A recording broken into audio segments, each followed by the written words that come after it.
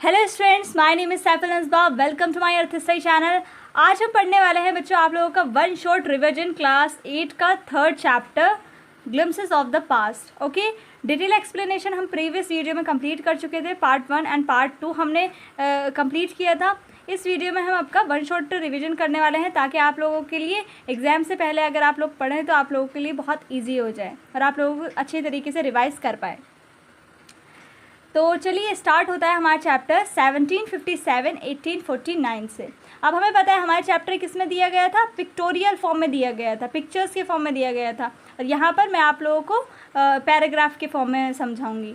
1757 से 1849 तक के बीच में अंग्रेज़ों ने, जो अंग्रेज़ रूलर्स थे, उन्होंने किस तरीके से अपना बढ़ाना स्टार्ट किया अपना रूल इंडिया में। तो चलिए पढ़ते हैं। In India of 1757 the East India company was in a strong position. East India company यानी जो ब्रिटिश रूलर्स थे उनकी ये कंपनी है, द ईस्ट इंडिया कंपनी। इनकी क्या थी, एक स्ट्रॉन्ग पोजिशन थी इंडिया में compared to the Indian princes. Indian princes के कंपेयर्ड में, इंडियन प्रिंसेस भी थे इंडिया में और ये ब्रिटिश ईस्ट इंडिया कंपनी भी थी। तो लेकिन ज़्यादा स्ट्रॉन्ग पोजीशन किसकी थी, ईस्ट इंडिया कंपनी की as compare to Indian princes. They had superior weapons. इनके पास क्या थे, सुपीरियर वेपन्स। सुपीरियर वेपन्स से यहाँ मीनिंग बहुत सारे हैं। यहाँ पर हमें बताया जा रहा है कि उनके पास सुपीरियर वेपन्स थे, यानी बहुत हथियार थे उनके पास, पावरफुल हथियार थे। और तो विटनेस थी उनके पास, बहुत इंटेलिजेंटली वो काम करते थे, बहुत दिमाग था उनके पास। वो ट्रिक्स लगाते थे किस तरीके से हम इंडिया को लूट सकते हैं अच्छी तरीके से। तो ये सारी ही चीज़ों से उनके पास सुपीरियर वेपन्स थे। Besides Indian princes were short sighted in their approach to the events of the time. अब जो इसके अलावा जो इंडियन प्रिंसेस थे, क्यों हमारे देश पे इन्होंने, ब्रिटिश लोगों ने कब्जा कर लिया था, क्योंकि जो हमारे प्रिंस थे, इंडिया के प्रिंस थे, तो वो बहुत ही शॉर्ट साइटेड थे। यानी वो सिर्फ अभी का सोचते थे, अपना फ़ायदा, वो दूर का नहीं सोचते थे, वो दूर की अप्रोच नहीं रखते थे। और इसी की वजह से जो ब्रिटिश रूलर्स थे उन्होंने फ़ायदा उठाया, एडवांटेज उठाया इंडियन प्रिंसेस का। Indian princes were fighting each other. और जो इंडियन प्रिंस थे वो एक दूसरे से लड़ते रहते थे। जैसे ये एक स्टेट है, ये दूसरी स्टेट है, टेरिटरी है, तो ये यहाँ के जो राजा होते थे वो यहाँ के राजा से लड़ते रहते थे, यहाँ के जो राजा होते थे वो यहाँ से लड़ते रहते थे। तो एक दूसरे से इंडिया में लड़ाई चलती रहती थी प्रिंस के बीच में। They often sought the help of the company to defeat other princes. अब जब ये मर्चेंट्स आए, ब्रिटिश मर्चेंट्स जो आए, बिजनेस के पर्पज़ से आए थे, वो लोग क्या कर रहे थे, ब्रिटिश रूलर्स जो थे यहाँ पर बिज़नेस के पर्पज़ से आए थे, बिज़नेस करने के लिए। लेकिन जब उन्होंने देखा कि यहाँ के तो जो इंडियन प्रिंस है वो काफ़ी शॉर्ट साइटेड है और सिर्फ अभी का सोचते हैं और हमारी हेल्प भी ले रहे हैं जी। ये जो हमारे इंडियन प्रिंस थे ये किसकी हेल्प ले रहे थे, दूसरे प्रिंस को हराने के लिए ब्रिटिश मर्चेंट्स की हेल्प ले रहे थे। और जब इन्होंने ये नहीं सोचा प्रिंस जो थे इंडियन प्रिंस के, ये बाद में हम पर ही कब्जा कर सकते हैं अगर ये हमारी हेल्प कर रहे हैं अभी, लेकिन बाद में हम पर ही हमला कर सकते हैं, हमारे ऊपर ही पूरी तरीके से ओवर पावर कर सकते हैं। तो इंडियन प्रिंसेस ने ऐसा नहीं सोचा, दूर तक का नहीं सोचा, क्योंकि ये शॉर्ट साइटेड थे। This work in favour of the company, it could easily subdue these princess one after the other. तो इन्होंने क्या सोचा कि इनको तो ओवर पावर करना बहुत ही ईजी है, ब्रिटिश मर्चेंट्स ने सोचा ऐसा। However, the brave Tipu Sultan of Mysore fought the British। लेकिन ऐसा नहीं था कि सारे ही जो प्रिंस थे वो शॉर्ट साइटेड थे, नहीं। जो मैसूर के सुल्तान थे, जिनको जो टीपू सुल्तान थे, जिसको टाइगर ऑफ मैसूर भी कहा जाता है, तो वो क्या थे, फार रीचिंग थे, यानी दूर तक का सोचते थे। और वो समझ गए थे कि ब्रिटिश की चाल क्या है, ये हम पर कब्जा करना चाहते हैं। और इसीलिए वो he died in the battle field fighting the English. और वो अपनी आखिरी सांस तक इन अंग्रेज़ों से लड़ते रहे, मतलब हमें फ़ाइट करते ही रहे अपनी आखिरी सांस तक कि ये जो ब्रिटिश मर्चेंट्स हैं ये हमारे देश को छोड़कर चले जाए। बट ऐसा नहीं हुआ, वो उनकी डेथ हो गई। The general reaction to the British rule was not the same everywhere in India. There were some who thanked British for ushering in an era of peace. Others bemoaned that the country was subjected to foreign rule. अब जो कुछ लोग थे, ये जो reaction था ना British rule का, ये हर जगह सेम नहीं था। कुछ लोग तो इसको ब्रिटिश का शुक्रिया अदा कर रहे थे कि ब्रिटिश लोग आए हमारी कंट्री में, ये बहुत अच्छा हुआ, हमारे साथ बहुत अच्छा हुआ, अब तो प्रिंसेस जो है वो लड़ाई नहीं करते हैं, हमारी कंट्री में शांति है। और दूसरी तरफ कुछ लोग थे जो सोचते थे इन्होंने हमारे ऊपर कब्जा कर लिया है, हमें एक तरीके से रूल कर रहे हैं ये लोग, और हमारे ही किंग को किल करके और ये राज कर रहे हैं हमारे ही राजा के ऊपर। तो दो तरह के लोगों की सोच थी हमारे इंडिया में। 1765 1836 फिर क्या हुआ, धीरे धीरे करके जो ब्रिटिश रूल्स था वो बढ़ने लगा। The social fabric was in bad shape. Religious leaders preached absurd practices like untouchability and child marriages। अब क्या था कि सोशल प्रैक्टिसेस होती थी पहले हमारे इंडिया में, जैसे कि जो रिलीजियस लीडर्स होते थे जो प्रैक्टिसेस करते थे, बहुत ज़्यादा धर्म को मानने वाले जो होते थे, तो वो ऐसी प्रैक्टिस फॉलो करते थे, अनटचेबिलिटी की, चाइल्ड मैरिजेस की। तो पहले ये सारी प्रैक्टिस की जाती थी हमारे इंडिया में। In truth Indians had lost their self respect. और सच्चाई ये थी कि इंडियंस ने अपनी सेल्फ रिस्पेक्ट खो दी थी। वो क्यों? क्योंकि वो जो भी ब्रिटिश लोग कहते थे वो उनकी सारी बातें मानते थे, खुद को नीचा समझने लगे थे इंडियंस। द ब्रिटिश स्कॉर्न्ड देम, और ब्रिटिश लोग उनका मजाक उड़ाते थे इंडियंस का। The farmers and the artisans were the worst hit. जो आर्टिसंस यानी जो कलाकारी करते हैं, आर्ट्स बनाते हैं, अपने हाथों से ही चीज़ें बनाते हैं, बहुत अच्छे अच्छे आर्ट्स बनाते हैं, और जो फार्मर्स थे वो पूरी तरीके से वो उनकी लाइफ पूरी तरीके से बर्बाद हो चुकी थी ब्रिटिश कंपनीज़ की वजह से, क्योंकि ब्रिटिश टेक्नोलॉजी आ रही थी। तो इसकी वजह से क्या हो रहा था, जो वो टेक्नोलॉजी यूज़ कर रहे थे उनसे जो आर्टिसंस थे उनकी नौकरियां चली गई, जो फार्मर्स थे उन पर टैक्स लगाया जा रहा था बहुत भर भर के। तो उसकी वजह से दोनों ही बहुत ज़्यादा बुरी कंडीशन में आ गए थे। Heavy taxes ruled the farmers. Heavy taxes ने जो फार्मर्स को पूरी तरीके से डिस्ट्रॉय कर दिया था। The British cut the thumbs of expert artisans. The British used every method to make maximum profits. अब जो ये ब्रिटिश लोग हैं ये पूरे मेथड यूज़ कर रहे थे, हर तरीके के मेथड यूज़ कर रहे थे मैक्सिमम प्रॉफिट गेन करने के लिए। The imports from England became tax free. और जो इंग्लैंड से चीज़ें आती थी इंडिया में उसको टैक्स फ्री कर दिया, यानी कोई टैक्स ही नहीं लगाते थे अपनी चीज़ों पर। तो ये लोग कोई टैक्स नहीं लगाते थे ताकि इंडिया का कोई फ़ायदा ना हो, इंग्लैंड का पैसा इंडिया में ना आ जाए, तो इसलिए वो टैक्स फ्री कर रहे थे जो भी ब्रिटिश गवर्नमेंट थी। तो अपना पूरा प्रॉफिट ये लोग कर रहे थे। राजा राम मोहन रॉय 1772 1833। अब क्या होता है, एक राजा होता है जिनका नाम होता है राजा राम मोहन रॉय। ये क्या होता है, ये बहुत ही ज़्यादा ऐसे पर्सन हैं जो उस समय में बहुत एजुकेटेड थे, और इनकी जो सोच थी वो बहुत खुली सोच थी, बाकी लोगों की तरह नहीं थे जो छोटी सोच रखने वाले लोगों में ये शामिल नहीं थे। Ram Mohan Roy understood what was wrong with the country. Ram Mohan Roy समझ गए थे कि मेरी कंट्री के साथ क्या गलत हो रहा है, वो समझ गए थे। He tried to reform the society. और वो सोसाइटी में रिफॉर्म लाना चाहते थे, यानी चेंजेस लाना चाहते थे। जो भी ये प्रैक्टिसेस होती थी, गलत प्रैक्टिसेस जो भी इंडियंस लोग करते थे, इनकी वजह से क्या हो रहा था, जो ये ब्रिटिश लोग हो रहे थे ये एडवांटेज उठाते थे, इस चीज़ का फ़ायदा उठा रहे थे। He taught people that the main precepts of all religion were the same। और वो ये बताना चाहते थे कि सबका जो भी एसेंस होता है रिलीजन का वो सेम ही होता है, हम सब सेम हैं, कोई भी अलग नहीं है। हमारे हम जितने भी इंडिया में मुस्लिम हिंदू सिख रह रहे हैं वो सब एक है, सबका एसेंस रिलीजन का एक है, तो हमें ये सारी प्रैक्टिसेस नहीं फॉलो करनी चाहिए। He 1757 1849 emphasise the practical use of knowledge. और वो उन्होंने एम्फेसाइज किया था कि हम जो है वो प्रैक्टिकल बने, नॉलेज का यूज़ करें, और ये समझने की कोशिश करें कि हम कोई गलत प्रैक्टिसेस ना यूज़ करें, जैसे कि अनटचेबिलिटी या चाइल्ड मैरिज, या फिर ये समझा जाता था पहले कि औरत की ही वजह से सारी प्रॉब्लम्स आती हैं। तो ये सारी बकवास चीज़ें, ये प्रैक्टिकल चीज़ें नहीं हैं। तो वो क्या करते थे, वो साइंस से बहुत ज़्यादा अट्रैक्टेड थे, साइंस टेक्नोलॉजी इन सब से बहुत अट्रैक्टेड थे वो। ही वेंट टू इंग्लैंड, और वो इंग्लैंड भी गए थे। There he reminded the British that rulers to had a duty towards their subjects. और ये बताने के लिए ब्रिटिश लोगों को कि हाँ, अगर हमने तुम्हें एज अ रूलर एक्सेप्ट किया है तो तुम हमें एज अ सब्जेक्ट तुम हमें मानो, ठीक है, हमें एक्सेप्ट करो एज अ सब्जेक्ट, और सब्जेक्ट के टुवर्ड्स हमारी जो ड्यूटीज़ होती है वो तुम्हें फॉलो करनी चाहिए। यानी हमारा जो प्रजा होती है उसका ख्याल रखना होता है, वो सारी चीज़ें तुम नहीं कर रहे हो और तुम्हें करना चाहिए। ये सारी चीज़ें बताने के लिए वो इंग्लैंड गए थे। He started newspapers in India, और उन्होंने क्या किया, न्यूज़पेपर भी स्टार्ट करवाया इंडिया में। बट जो ये ब्रिटिश लोग थे उन्होंने स्टॉप करा दिया, इसको रुकवा दिया न्यूज़पेपर्स को कि कहीं ये गलत खबरें ना छपवा दें हमारे बारे में, तो हम लोगों का फिर क्या होगा। तो इसी डर से फिर ब्रिटिश लोगों ने इसे भी बंद करवा दिया। The suspicious British stopped them in 1823। अब ऑपरेशन, ये जो कितना ऑपरेशन, कितना ज़्यादा जुल्म हम पर करते हैं अंग्रेज़, वो हम पढ़ेंगे। 1765 1835 इन 1818 रेजोल्यूशन वॉज पास्ड। एक रेजोल्यूशन पास करते हैं ये ब्रिटिश गवर्नमेंट 1818 में। Under it an Indian could be gelled without trial in a court. और ये कहा गया था इस रेजोल्यूशन में कि जो इंडियंस हैं उनको बिना ट्रायल इन अ कोर्ट के उनको जेल में डाल दिया जाएगा, यानी कोई कोर्ट वगैरह में इनको पेश नहीं किया जाएगा, कोई सफाई नहीं होगी इनकी, सीधा इनको जेल में डाल दिया जाएगा।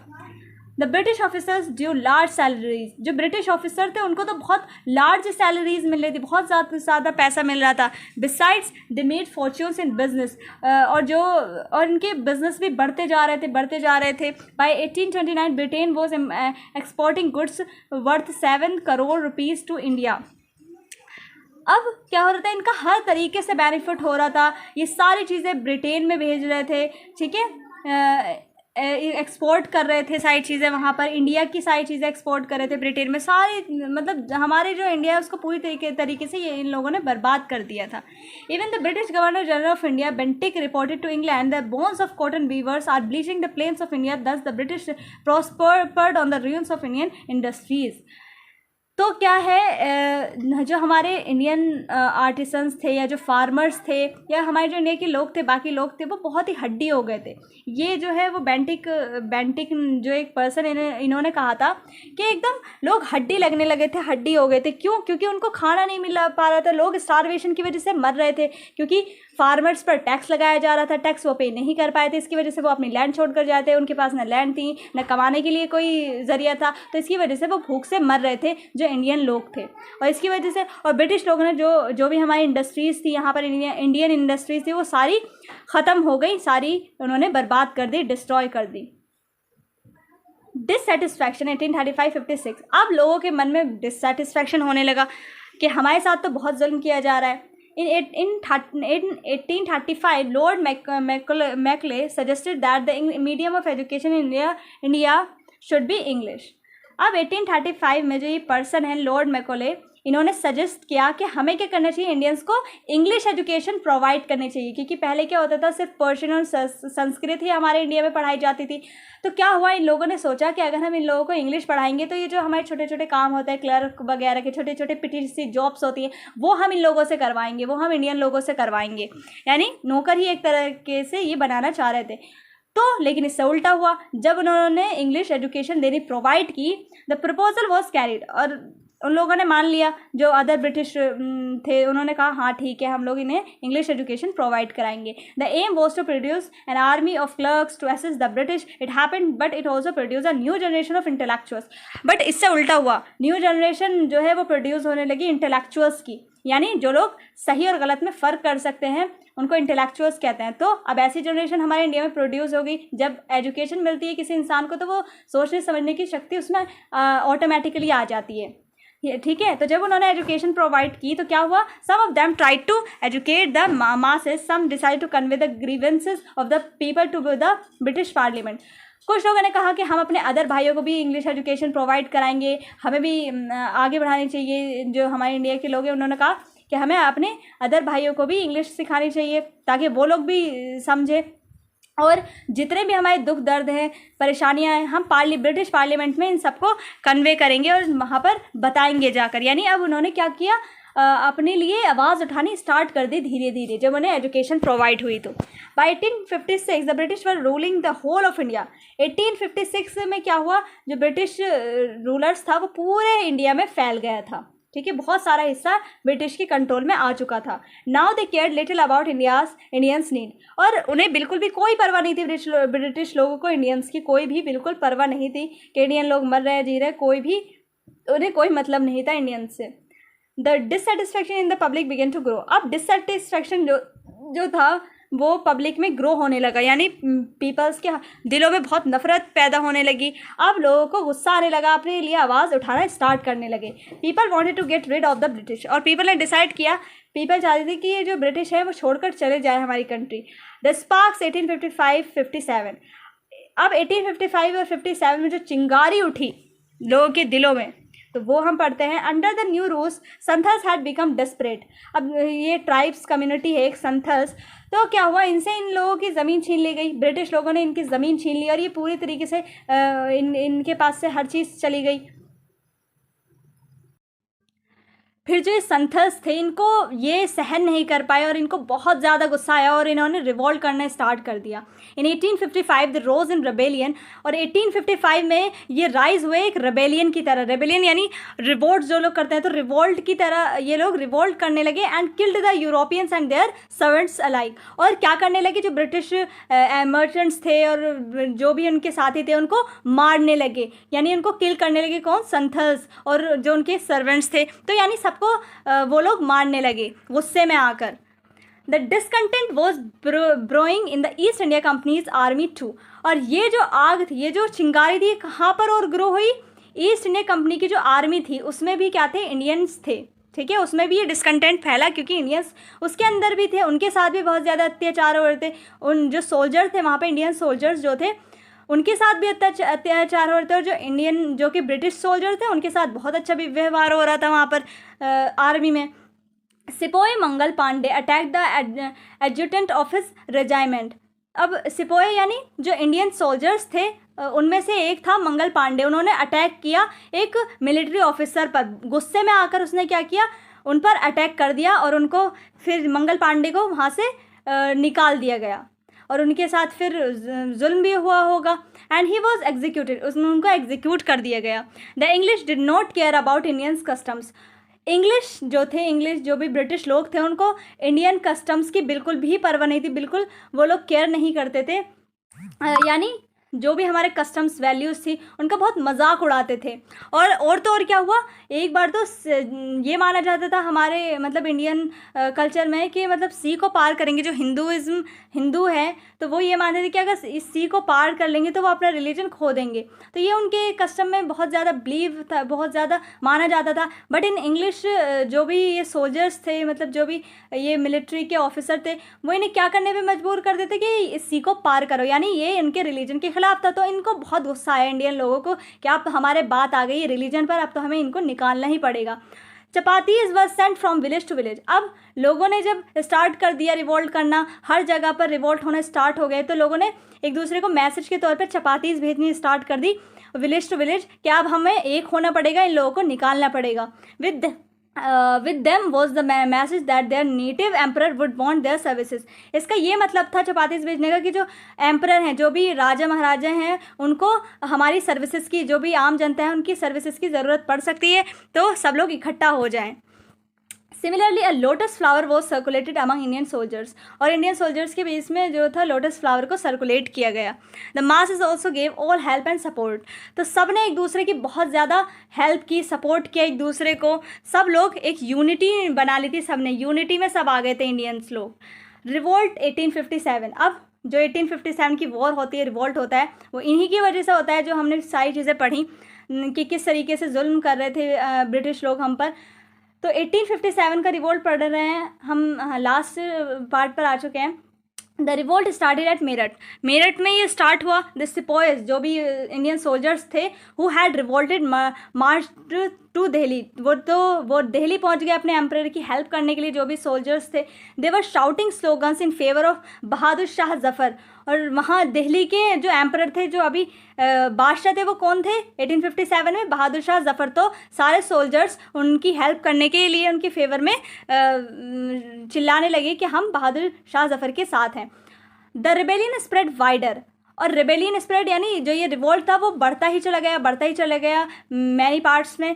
Many landlords had lost there lands. बहुत सारे जो लैंडलॉर्ड्स थे उन्होंने जो इंडियन लैंडलॉर्ड्स थे उन्होंने अपनी ज़मीनों को खो दिया था ब्रिटिश लोगों की वजह से। दे हेल्प द रिवोल्ट, और उन्होंने भी इस रिवोल्ट में हेल्प की।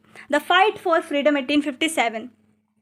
फ्रीडम के लिए जो फाइट हुए 1857 में, मैनी रूरल्स लाइक हज़रत महल ऑफ लखनऊ, जो ये एक वुमेन है हज़रत महल, जो कि एक प्रिंसेस थी तो लखनऊ की, तो ये भी बहुत ज़्यादा गुस्सा थी ब्रिटिश गवर्नमेंट से, ब्रिटिश लोगों से, because the English had taken away there kingdom, क्योंकि इंग्लिश जो थे उन्होंने उनका किंगडम यानी पूरा जो राज्य था उनसे उन्होंने छीन लिया था हज़रत महल से।